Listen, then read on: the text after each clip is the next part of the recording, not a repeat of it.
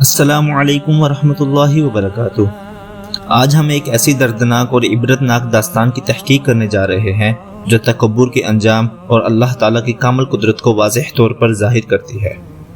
کیا آپ نے کبھی سوچا ہے وہ قوم کیسی ہوگی جسے اللہ نے دنیا کی سب سے زیادہ طاقتور اور قد آور قوم بنایا، جن کے جسم ایسے تھے کہ وہ پہاڑوں کو تراش کر ستونوں والا، جسے شہر کہا جاتا ہے، شاندار شہر بناتے تھے، لیکن افسوس اسی طاقت نے انہیں غرور میں مبتلا کر دیا۔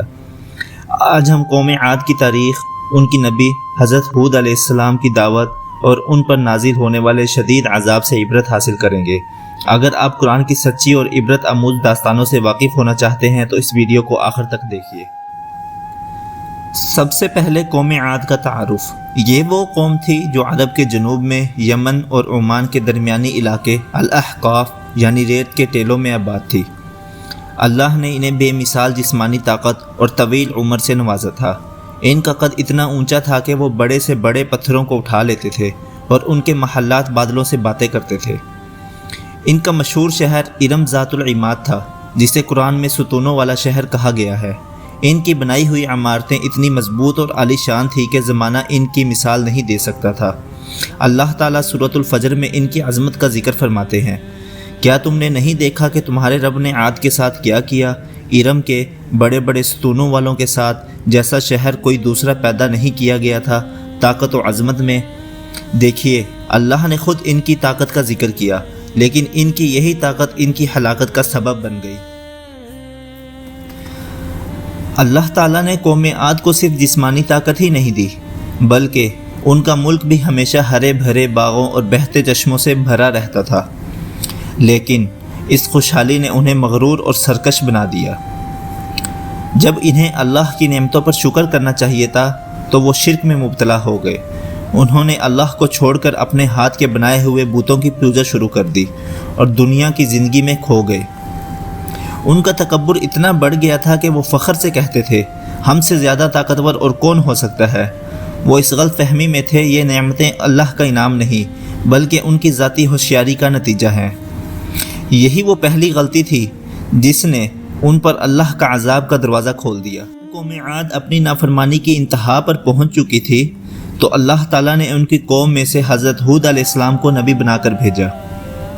حضرت ہود علیہ السلام نے نہایت نرمی اور اخلاص سے اپنی قوم کو مخاطب کیا، اے میری قوم، صرف اللہ کی عبادت کرو، اس کے سوا تمہارا کوئی سچا معبود نہیں۔ تم لوگ شرک کر کے غلطی کر رہے ہو، اور اگر تم استغفار کرو گے تو اللہ تمہیں مزید طاقت دے گا۔ مگر قوم عاد نے اس عظیم دعوت کو شدید استہزاء اور انکار کے ساتھ رد کر دیا۔ انہوں نے حضرت ہود علیہ السلام کو دیوانہ اور جھوٹا قرار دیا اور کہا کہ ہمیں اس بات پر کوئی دلیل نظر نہیں آتی۔ وہ الٹا انہی سے لڑ پڑے اور چیلنج کرتے ہوئے کہا، اگر تمہارا خدا سچا ہے تو لاؤ وہ عذاب جس سے تم ہمیں ڈراتے ہو۔ وہ اللہ کے غضب سے بالکل بے خوف ہو چکے تھے۔ جب حضرت ہود علیہ السلام کی طرف سے مایوسی ہوئی اور ان کی قوم کا انکار آخری حد کو پہنچ گیا تو انہوں نے اللہ کے سامنے دستے دعا پھیلا دیے، اور پھر اللہ کا وہ وعدہ پورا ہوا۔ سب سے پہلے ان پر 3 سال تک شدید خشک سالی نازل ہوئی، کھیتیاں سوکھ گئی، مگر ان کے دل میں خوف پیدا نہ ہوا۔ پھر ایک دن ان سب نے آسمان پر ایک گہرا بادل دیکھا۔ وہ خوشی سے ایک دوسرے کو مبارکباد دینے لگے، اب بارش ہوگی، مگر وہ بادل بارش کا نہیں، دردناک عذاب کا تھا۔ وہ بادل ایک نہایت تیز، انتہائی سرد اور خوفناک آندھی لے کر آیا۔ یہ آندھی قوم عاد پر 7 راتیں اور 8 دن تک مسلسل چلتی رہی۔ سورۃ الحاقہ میں اللہ اس تباہی کا نقشہ کھینچتے ہیں، اور عاد وہ تو تیز اور آندھی جیسی ہوا سے ہلاک کر دیے گئے۔ اللہ نے اس ہوا کو لگاتار 7 راتیں اور 8 دن ان پر مسلط رکھا۔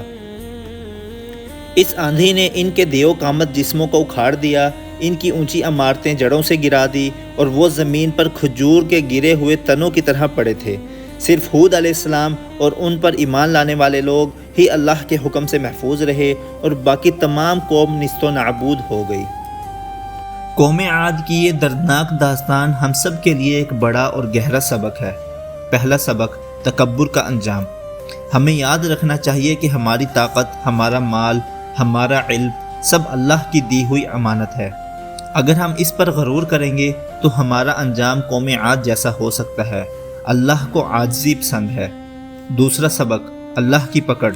اللہ کی پکڑ دیر سے آتی ہے، مگر جب آتی ہے تو کوئی طاقت اسے روک نہیں سکتی۔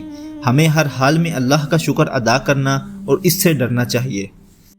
ہمیں حضرت ہود علیہ السلام کی دعوت کو اپنے دل میں جگہ دینی ہے۔ اللہ کی وحدانیت پر قائم رہو اور توبہ استغفار کرتے رہو۔ اگر آپ کو اس داستان سے عبرت ملی ہو تو اس ویڈیو کو لائک کریں، اپنے دوستوں کے ساتھ شیئر کریں اور کامنٹ کریں آپ نے قوم عاد کی کہانی سے سب سے بڑا سبق کیا سیکھا۔ ہم جلد ہی ایک نئے اسلامی موضوع کے ساتھ حاضر ہوں گے، تب تک کے لیے اللہ حافظ۔ السلام علیکم ورحمۃ اللہ وبرکاتہ۔